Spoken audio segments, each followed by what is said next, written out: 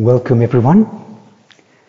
We last left Goenka in our last talk in 1999, the centenary year of the birth of his teacher, Sayagyi U Ba Khin, and he was engaged in erecting a huge monument of gratitude to Sayagyi and to his mother country, Burma. He always talked so affectionately about Burma. He talked about it as the place where, just like a bird takes two births, one in the egg and one when the egg is broken, so he took two births in Burma, one in the womb of his mother and the other when the shell of ignorance was broken by his teacher, Sayagyi U Ba Khin. And now Dhamma is well established in India, and its new centres are popping up around the world. Now is the time for the flowering of Dhamma worldwide, and he attributes all this in his gratitude to his teacher, Sayagyi U Ba Khin. And the first thing he does in this new century, in the year 2000, is he decides that out of a feeling of gratitude towards Burma, he'll organise a pilgrimage there.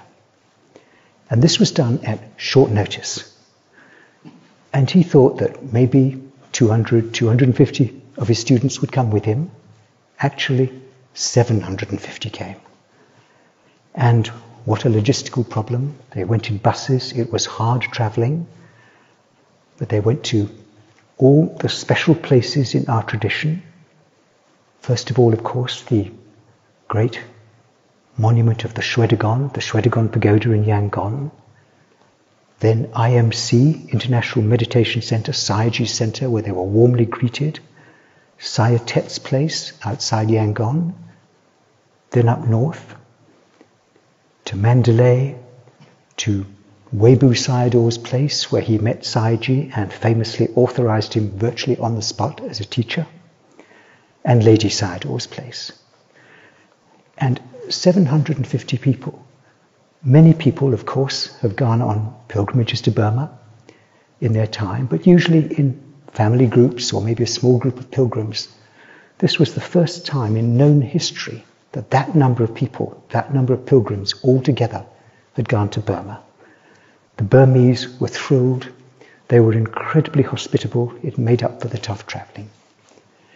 And one interesting little side trip on this was up to Mogok in the north of Burma, where it's a great mining district where gems are mined. Many of the world's rubies, emeralds, sapphires come from that area. And there was a centre already there, Dhammaratana, Jewel of Dhamma. And now they were building a second centre near this small town of just 35,000 people, of whom 10% were already Vipassana meditators.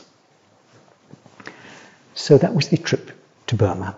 And of course, the pilgrims were delighted to hear Goenka giving talks in that beautiful, deep, rich voice of his at the various places. This is what happened here. This is what this teacher did here. Wonderful talks. And not content with that, the next year he decides he'll have a pilgrimage to India. And this time, 1,000 students come with him. Now, how to get 1,000 students around all the sacred places in India, and Nepal as well, Lumbini in Nepal, where the Buddha is born, Bodh Gaya, where he got enlightened, Sarnath, where he gave the first discourse, Kushinagar, where he passed away, and other places like Savatthi, the great city where Anathapindika donated his monastery by spreading gold over the land. And of course, again, the pilgrims had wonderful talks from Goenka.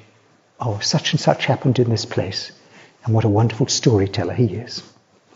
So very fortunate, those pilgrims, and they loved it. And in this photo, you see Goenka having a Sangha Dana, that is a donation to the monks, a very traditional form of support for the monks, giving them their meals, and he's personally serving them, again out of gratitude. Because, as he puts it, if the Sangha had not preserved not only the theory but the practice of Dhamma, we would never have got it. nor would he have got it. Now that was in the East, but in the West, things were happening too. And by now, with centres popping up and new courses in new countries coming, Goenkaji was becoming quite a well-known person worldwide. Now this World Economic Forum is an annual event. It's held in this small ski resort of Davos in Switzerland, probably not in skiing time, and something like 1,000 of the world's business, political, cultural leaders, even heads of state. It's a high-profile meeting, high-level meeting. They all come to meet in private to discuss the problems around the world and try to find common solutions to what's going on economically, culturally, politically. Very high-level, very important conference. And Goenkaji is invited as a forum fellow. And they break out into forums, and he gives talks at some of them. One of them was death, exploring the taboo. And Goenkaji gives a talk explaining how our taboo about death is our fear of death, and how Vipassana takes out that fear. And a real Vipassana meditator dies fearlessly. He gives another talk on anger and how Vipassana meditators can observe their sensations come out of anger. And of course, this is largely a business conference too. He talked about his own story of how miserable he was when he was first a businessman, despite his huge commercial, financial success. He used to get so angry, how his family used to suffer, all that. And the conference people were very impressed, and the keynote speech he gave was called Happiness, Is This As Good As It Gets? And how he explained that happiness was actually freedom from the mental defilements.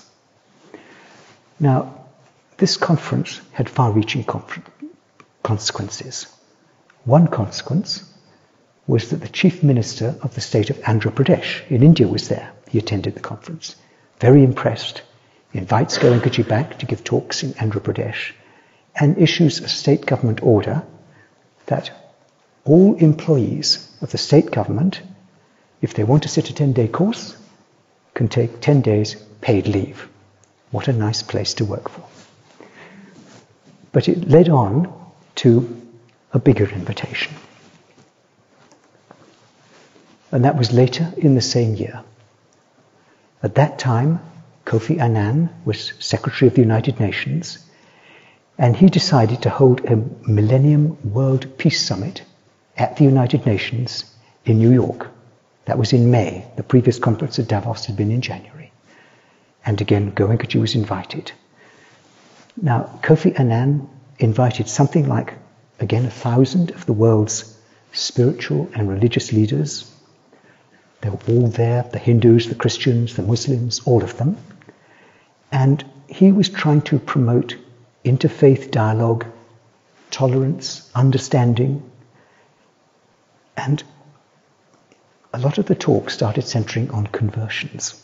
And of course, the potential for misunderstanding was big. And very soon, it got bogged down, just like so many conferences in the United Nations bogged down. And this one was among the religious leaders. Some were for conversions, some were against conversions. There was an impasse. And then Goenkaji was invited to the forum to give his talk. And he starts off emphatically saying, religion is only religion when it unites, never when it divides. And then he goes on to say, I am for conversion, but not conversion from one religion to another. Conversion from misery to happiness, from bondage to liberation, from cruelty to compassion. And by now, the audience is rapt. He's getting ovations at the end of every sentence. And he goes on, he talks about how, regardless of your religion, when you generate impurities, you suffer the hell realms within. When you're pure, when you generate compassion, harmony, love, you experience heaven within, and that has nothing to do with any religion. And now he's running out of time, and he's reminded of the time, and he says, oh, just give me a few more minutes. So they do. And he talks about Ashoka, the great Ashoka of India. And he talks about how Ashoka was so tolerant of all religions, actively supported other religions even though he himself was a meditator, and how he said that anyone who criticizes another religion thinking he will glorify his own actually digs the grave of his own religion. Goenkaji got a standing ovation. That trip was actually part of a bigger tour. On his way over, he went to Dhamma, the UK centre, England. One-day course, 500 people, interviews with the BBC, press interviews, meeting with the Trust, all that. And then he also takes a tour of the United States. First place he goes, and this was actually before the Millennium World Summit, he goes and gives a one-day course in Lower New York, right next to Ground Zero, the former site of the World Trade Center destroyed by terrorism. He goes around giving metta, and he's heard chanting in Hindi, "May all the people of this great city find peace, find happiness." And then he has a whistle-stop tour of various other centers. He flies down to Texas, Dhammasiri. He goes to Dhamma in California, Dhammadhara, Massachusetts. Again, press conferences, talks to the old students, one-day courses, and then finally the Millennium World Peace Summit. So that was a big tour, but it led in turn to an even bigger tour. In 2002, Goenkaji was again invited to New York to give a conference. And now the Americans got together and said, let's really use his presence. Let's do whatever we can to spread Dhamma in America. And they organized this tour. It was called Meditation Now. There's the map. It covered 35 cities. It lasted 4 months. That's including a first bit in England again and a final bit in Europe. He gave something like 50 talks over that time to 33,000 people. That's an average of 700 people per talk. The organizers, the Americans, were awesome in this regard. They sent out messages to all the old students saying, "We're organizing this big tour. If you've got ideas, please let us know. If you think you can host a talk in your area, let us know." And they stipulated not less than 500 people in the audience. That was the scale of the thing. And let us know if there are particular groups, maybe the Chinese, the Indians, the Cambodians, ethnic groups who would like to meet Goenkaji or would enjoy his support, or other business or cultural leaders whom he should meet. And so this tour was put together. Now at this stage, Goenkaji is 78 years old. And how to get a 78-year-old man round a tour like this? Even in the previous year on his tour, he'd been pretty wiped out, pretty exhausted by his travel, by the air travel. And so what they decided to do was they'd get him a great big motorhome. So they bought a motorhome, and he could travel around in that, and that not only saved a lot of airfares, but it meant that he could go to all kinds of out-of-the-way places, which would not have been easy if he was traveling from airport to airport. And it also meant he had the same place to stay every night, which was much more comfortable than going from one hotel room to another. So that's how it was organized. So the first thing was the conference in New York, another conference, The Spirit in Business. And this was for businessmen. 500 businessmen were coming. They were big companies, leading executives from big companies. The title was Ethics, Mindfulness, and the Bottom Line. And Goenkaji's also there with the Dalai Lama. And he's actually great friends with the Dalai Lama. Very close. Dalai Lama has been to his house as his house guest. So that would have been a great meeting of minds. And Goenkaji is particularly keen to meet these people because, as he explains, all these good and bad qualities percolate from the top in society. In the old days, as he put it, the king was the ruler, and the king set the tone. If the king behaved badly, everybody behaved badly. If the king behaved well, everybody behaved well. And even in the old days, if there was a drought, a famine, something like that in the country, the people would go to the king, there are examples of this, and say, look, you need to keep your Shila. Look what's happening. And then the king would take a vow to keep his Shila, and things would improve. So Goenkaji wanted to reach the leaders, which were no longer the kings, of course. Now they were the political, the business leaders. And his experience was they had great reach, they had great influence by their own example. And so he gives a talk on spirituality, and he talks about his own experience, about how unhappy he'd been as a businessman until he took Dhamma. Another talk was on religion and spirituality, and he gives the example of how spirituality is essential. Religion is not essential, but if it's there, it must have spirituality. Otherwise, it's like a beautiful casket, a box of gold encrusted with gems, but inside it's empty. Or a magnificent lighthouse on a headland somewhere, but there's no light in it. It can't show people the path. Now, he not only wanted to give talks to businessmen, he wanted these leading businessmen to actually practice. So, an executive course is organized. This is the first executive course. It set the example for many others. It was actually conducted in a luxury resort in Massachusetts by John and Gail Beery, but Goenkaji was there throughout, but going out a lot of the time for press conferences, interviews, this kind of thing. But he gives Anapana, gives Vipassana, gives Metta, and gives a beautiful talk to the executives afterwards. And he talks about honesty in business and how a businessman's reputation is everything. If people lose trust in him, lose trust in his business, he's doomed.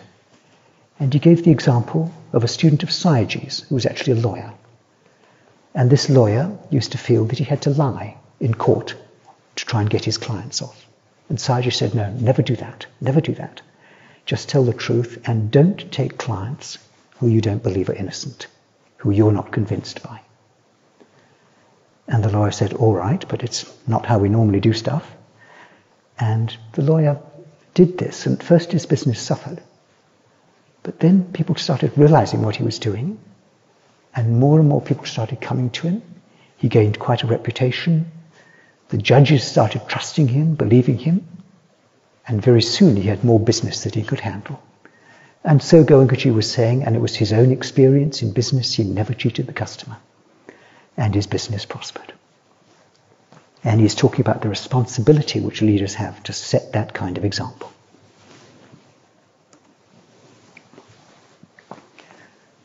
Now from Massachusetts, the motorhome heads south and east. Pennsylvania, Virginia, North Carolina, Georgia, stopping all the way to give speeches, to give talks, to meet people. And a pattern quite soon emerged. Mostly at these places you can see huge crowds, and the stadium, the audience would be, say, for 500 or more people, and very soon it was overflowing.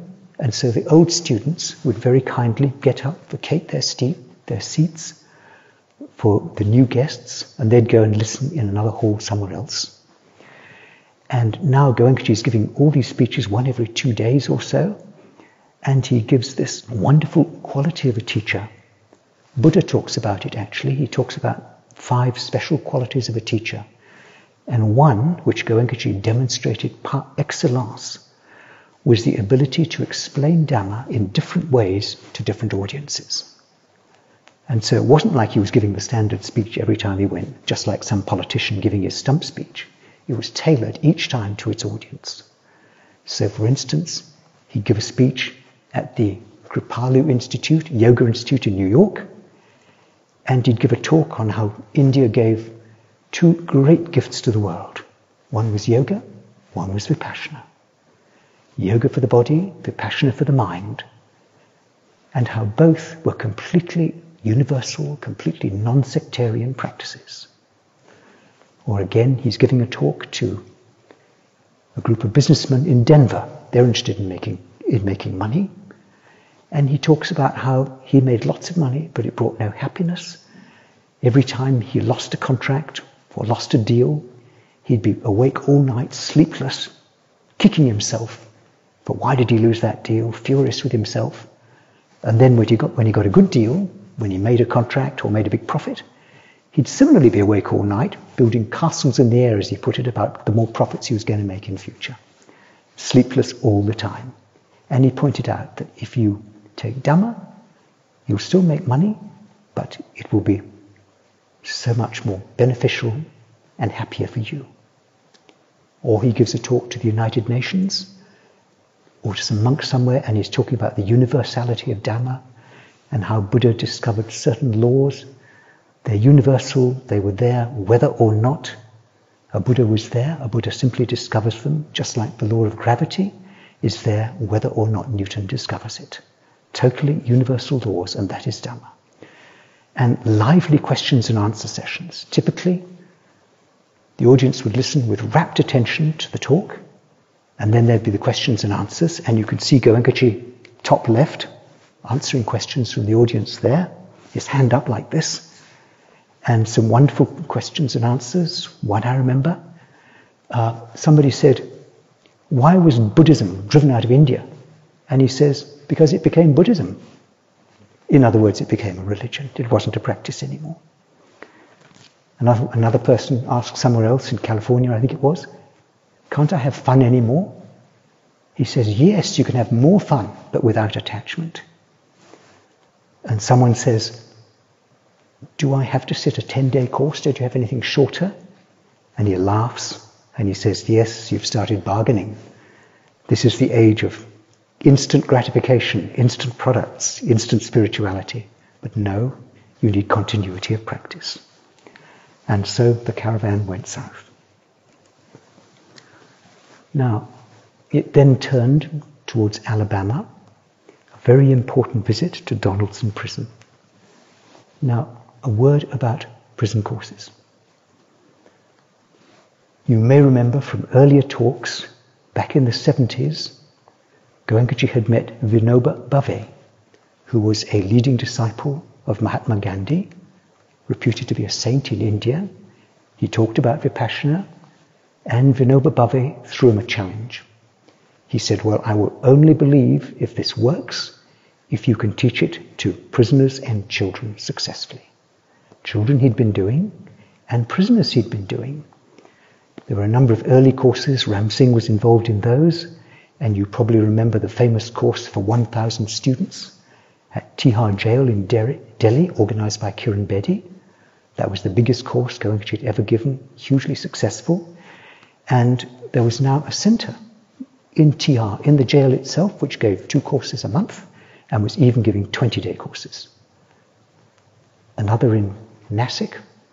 The Nasik jail was offering regular courses. One example in our own hemisphere was in New Zealand. There were regular courses for some time organized for Maoris, the indigenous people of New Zealand, at the end of their jail sentences. There were small courses, but the impact was huge. What they found was that the typical recidivism rate, that is the rate at which a person reoffends and lands up in jail again, is 75% for Maoris, and just one 10-day course reduced it to 50%.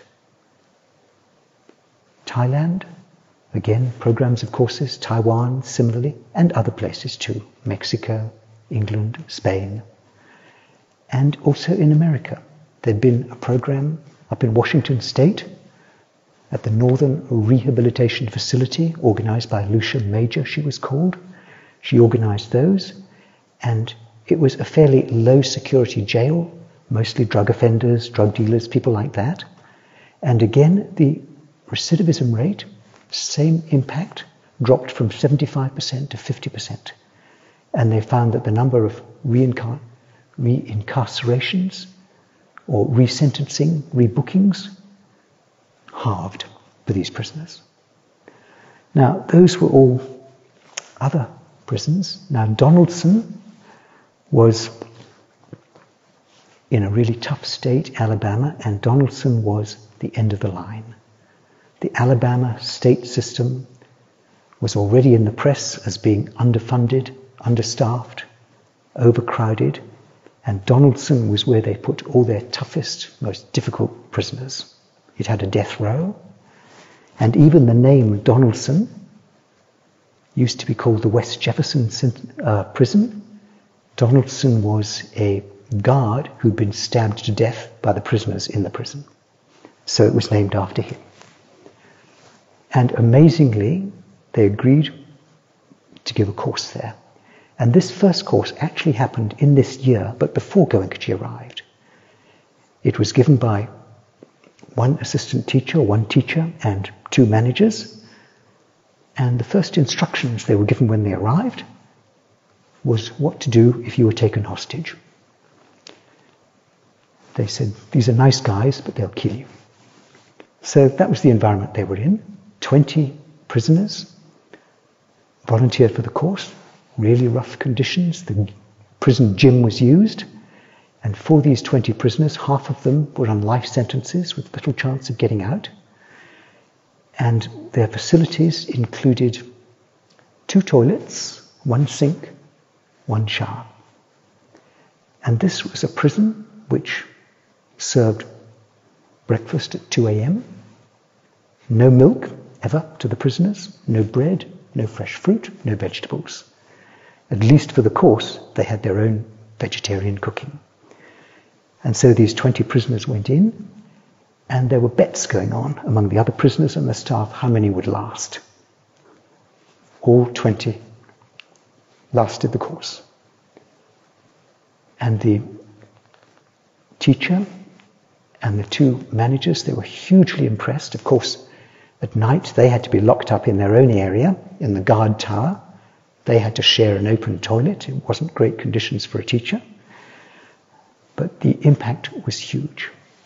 A second course was organized, and the guards were also so impressed. These very guards, who'd probably been using violence on the prisoners, started helping them. They looked after them. They actually sat down to meals with them, something unheard of before, and were so solicitous of their welfare. For instance, at one time the night got cold, and the guards were rushing around, blocking up a vent so the prisoners wouldn't get cold. Unheard of behavior.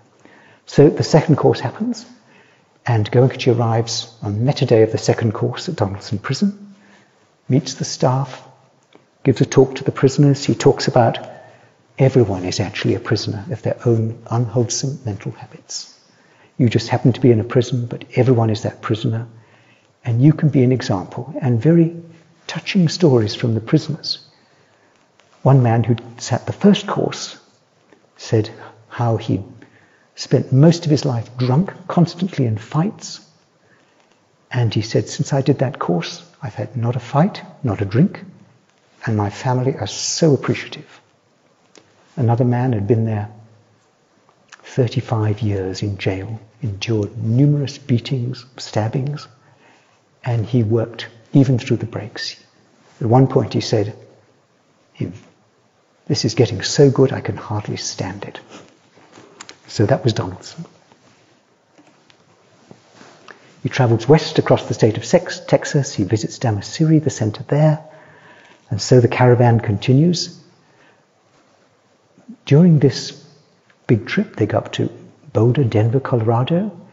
And then Goenkaji has to break his trip in order to fly back to New York. Obviously, the caravan can't go all the way back to New York. He's invited to, again, the United Nations. There's a Vesak Day celebration. That's the full moon of May, organized by the Burmese embassy. He gives a talk there called Buddha, Super Scientist of Peace. He talks about how Buddha discovered universal laws, how there is a totally universal law that if you react to your sensations, you create misery. If you don't react, you don't. Then he met the caravan back in San Diego. They move up to a lovely place where there's a Burmese monastery and another Sangha Dana, that's a meal for the monks and donation to the monks is organized. And this was for 1,000 monks. You can see the photo there. A huge effort by many of the local ethnic groups, the Asian groups, to organize that. And then on up north, you can see the caravan there. But actually, it wasn't just one motorhome.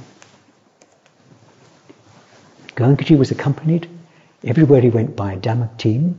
And when we talk of a caravan, this was 7 or 8 motorhomes or trucks with homes on them, and a crew of about 20 who were with him constantly.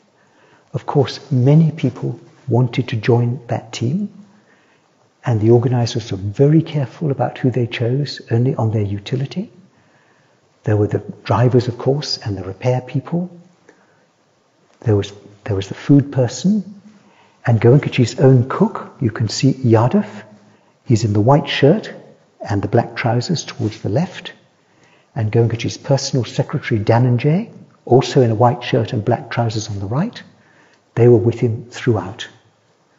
And then you get the media teams, you get the organizers. There were people photographing. Every time Goenkaji gave a talk, the media people would be there beforehand, setting up the cameras, setting up the microphones, all that. And a filmmaker was there making a film about the whole tour as well. So typically, a day on the life of the tour, supposing they were traveling that day from one place to another, the day would start at 5 a.m. with a group sitting, and then those who had a little bit of time might go for a jog or a walk or a bit of exercise. Breakfast was at 7, the food person was doing that. Packed away by 10, and by 10 o'clock they were on the road. And then as they approached lunchtime, about 1 o'clock, the scouts would go ahead to try and find a place where they could stop. With luck, a quiet place in a national park, something like that, where they could picnic. And again, the lunch would be brought out. But sometimes they couldn't find anywhere, and they were in a truck stop with huge double trucks rolling past. They didn't always have a choice, and they'd be traveling 6 to 8 hours and then reach the destination the next day. On days when Goenkaji was not traveling but giving talks, the team had it a little bit easier, except for the media people, but Goenkaji, of course, himself was far busier. And then he goes north up to Victoria and into Canada. And as you can see, there were times, very occasionally, when he and Mataji would have a day off. And here's Mataji, top left, in the Bouchard Gardens in Victoria, British Columbia. They're beautiful gardens. You can see it's raining, and she's having a lovely time, just enjoying the flowers. Goenkaji was busy studying back in his room.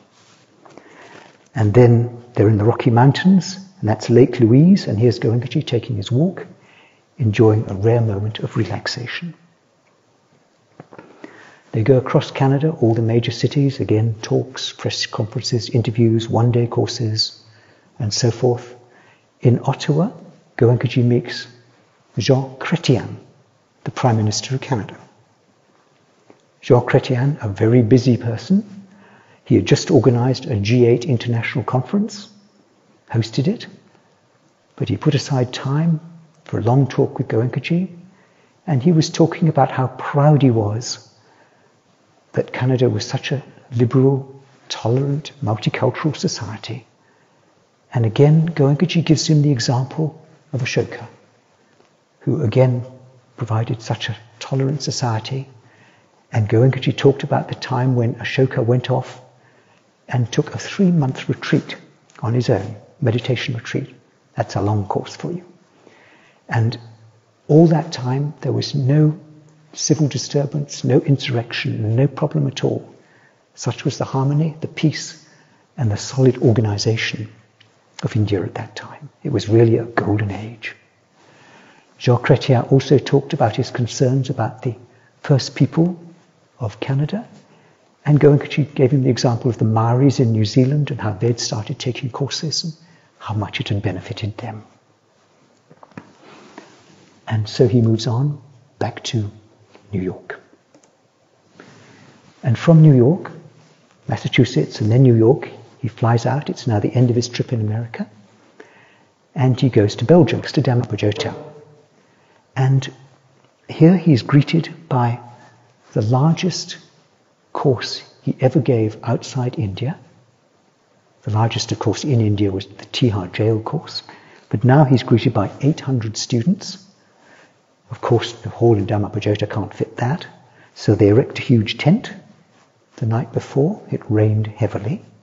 Everything was soaked. The cushions were soaked. The carpets were soaked. The organizers worked all night. By 5 a.m. it was ready, and the course continued. Apart from that course, there was a Reuters interview, very impressive interview. It was number 2 item on the Belgian national news that night, and you can imagine what that did for course applications to Dhamma. He gives a talk in Cologne, in Germany, and then he meets, just as he's leaving, Pascal Lamy, who's head of international trade at the European Union. Very senior person, very senior bureaucrat. Pascal is very interested. Goenkaji spends a long time talking about meditation and Vipassana and how it is, because Pascal wants to know all about the technique. They talk about how principles are so good for business. And again, Goenkaji gives the example of Ashoka. The talk was scheduled for 30 minutes, goes on for 60 minutes. Goenkaji just catches his plane back to India. Now back in India, another milestone. In this same year, 2002, the first 60-day course. This was taken by 79 teachers and assistant teachers from something like 30 countries, all five continents. A milestone because that was the longest long course ever given to date. And this was at Dhamma Tapavan, a new centre next to Dhammagiri, and this was a long course centre. And Goenkaji encouraged long course centres. Later there were centres in England, Taiwan, in Burma, dedicated only for long courses. And this Dhamma Tapavan, Goenkaji had the idea that it would be a double centre, 500 individual cottages for males, 500 for females, 2 pagodas, 1 for males, 1 for females. A huge undertaking. And why long courses? Because Goenkaji felt that when his teachers, his assistant teachers, were really meditating deeply, this was how Dhamma would really be preserved. So, very important, these long courses. 2 years later, he's invited to give a talk at the World Buddhist Summit in Yangon. And again, he conducts a yatra. 400 students go again on the buses. And again talks. Here he is at the great Shwedagon Pagoda in Yangon. And there are his 400 students meditating with him. No doubt others too. And he gives a talk again on the universality of Dhamma, that is totally non-sectarian, and what Buddha discovered was universal laws. Now that's the Shwedagon Pagoda. And now we come back to this great monument which Goenkaji was erecting in India. He was very, very concerned about Buddha's relics. Of course, the Shwedagon had Buddha relics in them. And at times he was shocked at the treatment of Buddha's relics. For instance, there was, I think in Calcutta, there was a museum where you could just go around and just like any other tourist, just stare at these Buddha relics like any other museum exhibit. And he said, no, Buddha relics are for veneration. And this is what the Buddha himself said. And they should be enshrined where people can come and venerate them, be inspired and meditate with them. And so Goenkaji had this idea that he would build this huge monument. It was a monument of gratitude to Sayagyi and to Burma. It was, you can see there the finished thing, decorated in gold paint, decorated by Burmese artists. It was the same design on the outside as the Shwedagon, but out of respect for the Shwedagon, it was built 1 foot shorter. And this structure was 90 meters tall. That's the height of a 30-story building. But one difference, a major difference between this structure and the Shwedagon was that the Shwedagon was a solid structure and this was hollow. And the relics had been donated. They were donated by the government of Sri Lanka and the Mahabodhi Society of India. And now how to build a hollow structure of that size.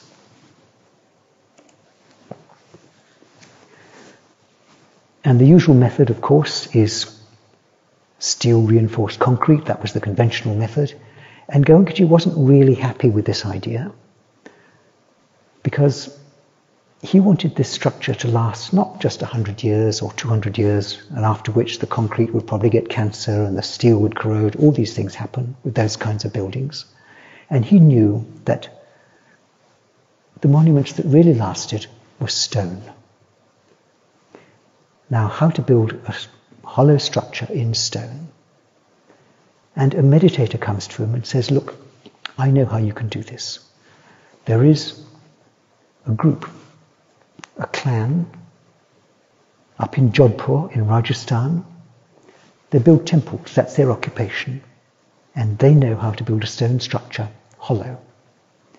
And this meditator, he brings along a bunch of bars of soap and a knife. And he carves the soap and shows how these bars of soap, when they're carved, they become an interlocking structure, each supporting the next. And he says, this is how you can do it. And we can get these people from Rajasthan, we can get them over here, and they can build this. And here it is, under construction. And you can see how the thing goes up, each stone interlocking with the next. And as you see, there is no supporting structure. The bamboo scaffolding in the middle is simply used to pull up, using pulleys, each stone. Once it's made, the stone takes about a day to carve by these Somapura craftsmen. Then it's pulled up and it's locked into place. And in the circle, as the circle gradually narrows, it's reciprocal support, each stone interlocking and supporting the next. And there are some photos of the global pagoda. There's Goenkaji in the early stages walking around with Mataji, looking very happy. Down below him you can see the craftsman carving the stone. As I said, a day for each stone to be made. And a photo taken from the top. On the top right you can see the sheer size of the thing. Now in terms of size, this had an 85-meter clear span inside. That is twice the size of any other clear unsupported span in the world. The second largest is somewhere in India, but just for the sake of example, St. Peter's Basilica in Rome is half the size of this in terms of its clear span. And Goenkaji envisaged that the relics would be at the top, and the meditators, 10,000 meditators, could meditate within it. And there they are. There it is completed, and Goenkaji talks about what happiness it is when meditators come together, meditate together, and the global pagoda will provide this opportunity for thousands over time. And if you look at the ceiling, all those interlocking stones, you'll see a circle right in the middle at the top. That is where the relics were enshrined, Buddha relics. So all these meditators, and you can go there too, any old student can go there, have a group sitting, have a one-day course, and meditate with those beautiful vibrations of those relics.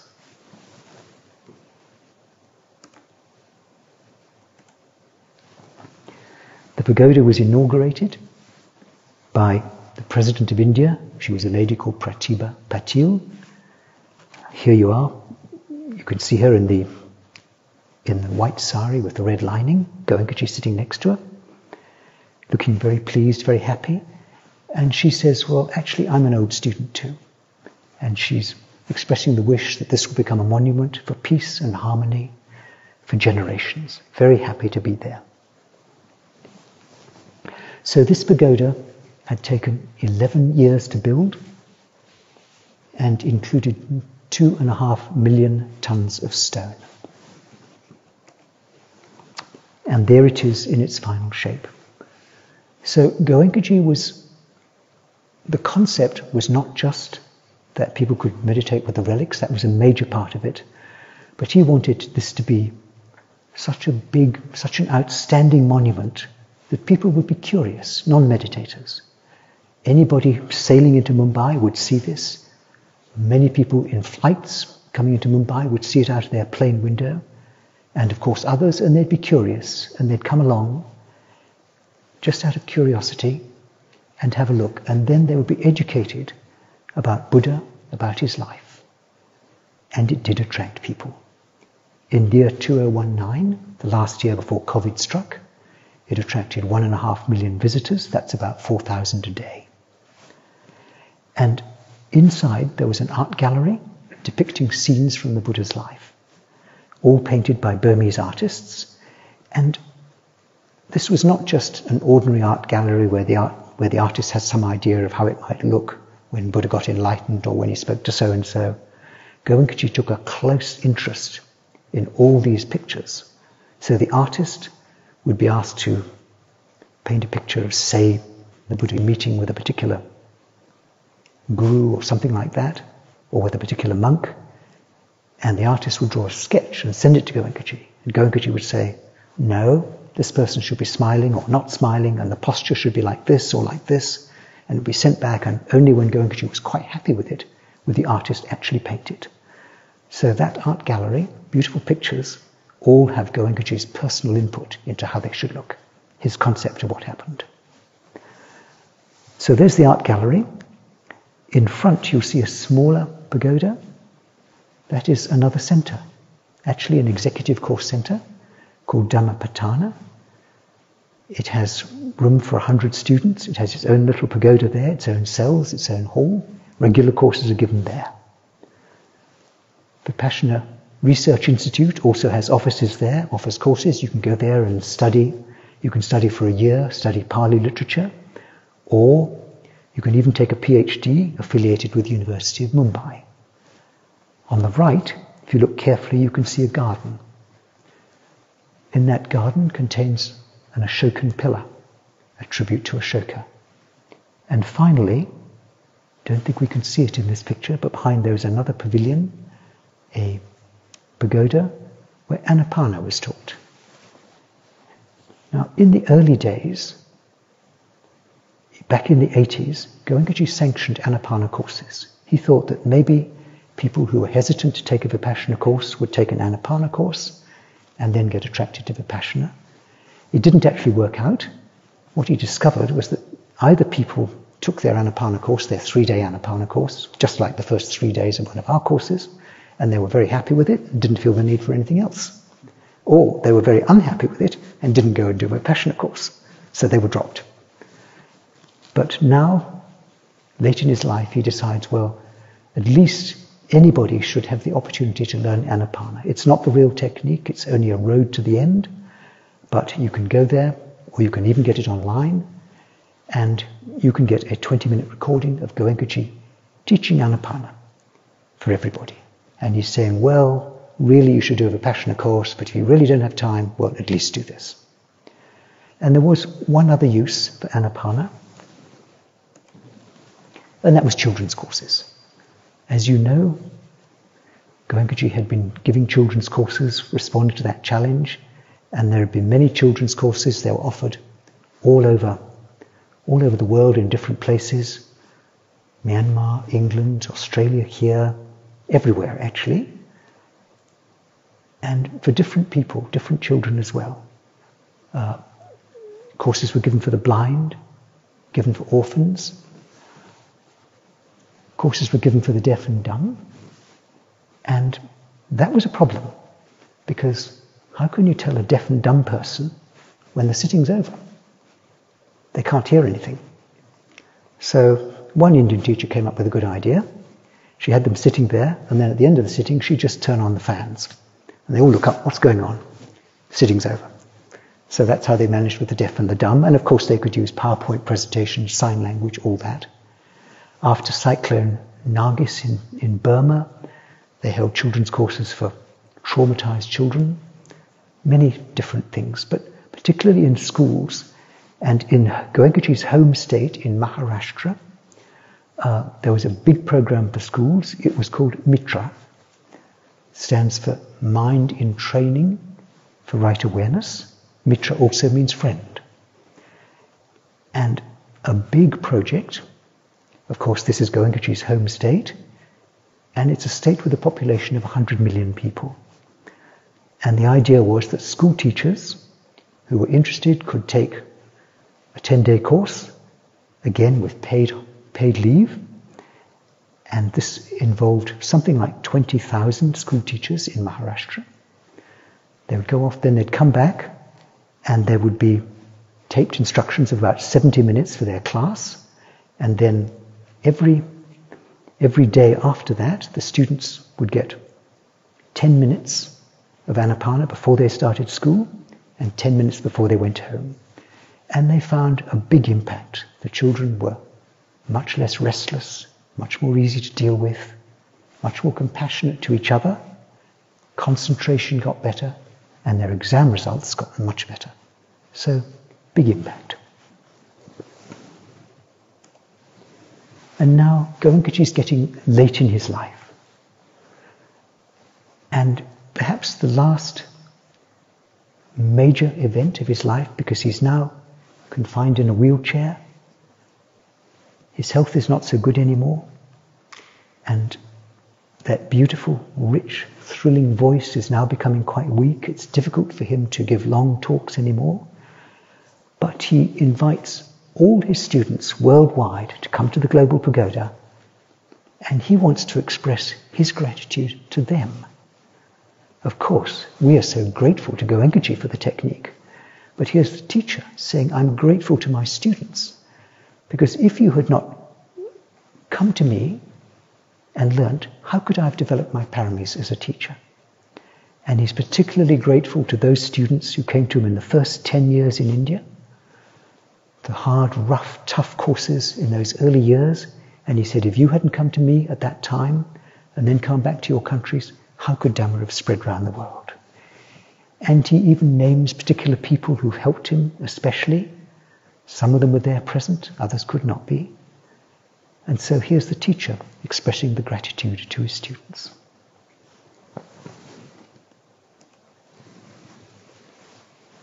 As I said, his health was failing now. And he finally passed away on the 29th of September, 2013. That day, he'd been at home. He'd seen some doctor and visited in the morning. And at lunchtime, he said to Mataji, now I'm relieved of these doctors. At the time, Mataji thought nothing of it. The afternoon was quiet. Supper, he's silent.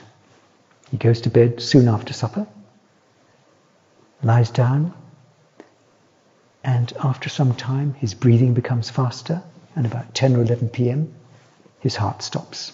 He's gone. There was no sign of any pain or any stress. The atmosphere was peaceful and serene. The next couple of days, his remains are cremated, as is the tradition, and then the ashes were taken to Burma and scattered in the Irrawaddy River, uniting him forever with his beloved homeland. And that verse below, you know very well. It's a translation of the verse you hear at the end of every group sitting, anicca vata sankhara, and so forth. And that was also recited when the Buddha died. Very famous verse. And of course we have his legacy. This is Vipassana centers at the time of his passing away, just in India. As you can see, huge numbers of centers there. We don't have to go into all the details of them, but when you compare that first course which he gave in 1969 when he first taught for 14 people, now he's appointed about 1,000 assistant teachers or teachers. Something like 2,500 courses are being given worldwide every year. and something like 150,000 students are taking courses every year.